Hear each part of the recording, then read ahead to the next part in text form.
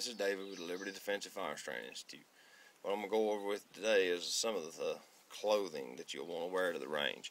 Okay, it's pretty common to get a piece of brass down in your shirt, so I've made it a point to wear a broad rim hat. Now, the problem with a broad rim hat is that when you get on the range, you have to fold it up, okay, to put your hearing pro on. Alright, so it kind of defeats the broad rim hat, but you can still break it down in the front real good. In the brass, it'll hit the front and roll off, and I've had that happen numerous times. So you want a good shirt, and it works really good if you get a polo shirt, because you can put a collar on it, you can turn the collar up, and then any rounds, it's harder to get a round down in your collar, you know, if you button the top button even. But the next piece of attire, we really like the polo shirt, okay, and you're going to tuck it in so you can get to your holster easier for training. So if you do have a piece of brass go down in your shirt, it's good to have a t-shirt on under it, and it goes between them so it doesn't burn your skin. If you don't like wearing t-shirts, then you're just going to have to man up, because what we can't have is having someone jumping around with a loaded gun on the firing line with a hot piece of brass in their shirt waving their gun around, okay? That'll get you into some serious interesting situations, we'll put it that way. So don't jump around. If you get a hot piece of brass, it's going to burn for a minute. You know, it's going to be hot, it's going to hurt, but if you have to, put the gun on the ground. If you absolutely cannot take it, you know, if you can't put it in the holster safely in a rapid manner, put it on the ground. At least there, it's not going to go off and shoot somebody. You know, you're not pulling the bang lever with the booger hook, as I heard it said on the internet. So at least be ready for that. It happens, okay? If you wear earplugs, these hats work really well, because then they catch the side rain and brass that comes in. Now, the next thing that I'm talk about is you see a lot of these nowadays. It's called a schmog, and the guys in Afghanistan and Iraq have started bringing these back, and they've gotten real popular in the U.S. now. So what you do is you put this thing around your neck, you know, and you throw a little knot in it, and by doing this, you've covered that area up, and now the brass can't get in, and it just bounces harmlessly off. So you've got, these are available pretty cheap. You can find them pretty easy. I mean, 10, 15 bucks would be a lot of money for one of these things. The boonie hats, this is a Spec Op brand. I think I gave $12 for it in Pigeon Forge at Smoky Mountain Knife Works. 12 bucks retail. I didn't even bother to try and order it as a dealer item, because it was 12 bucks. So, you know, smog is a really good thing to keep brass out of your shirt.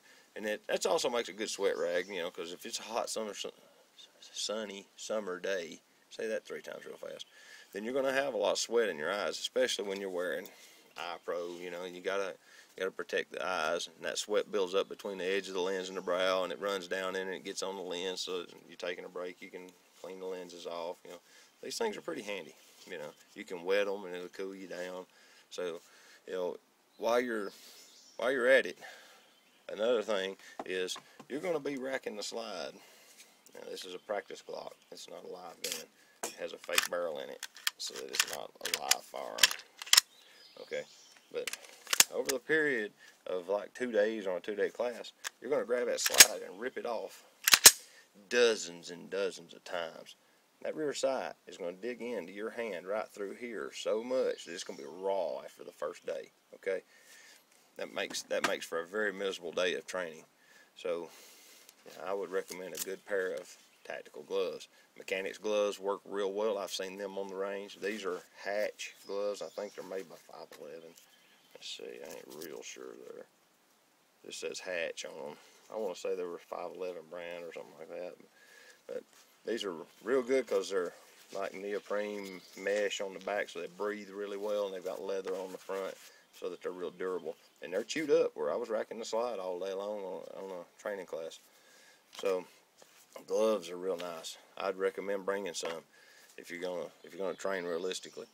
And once again, we recommend muffs, because muffs completely encapsulate the ear and reduce bone conduction, hearing loss somewhat. You know, it's still going to come through the front of the skull, but you're going to kind of dampen it around the ear canal area, so that it has to come from the front and get to the ear bones.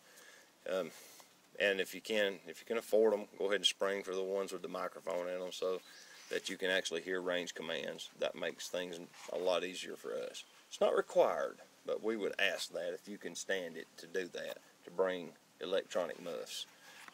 These are called Impact Sport, made by Howard Light. These people make safety equipment for the industrial industry too.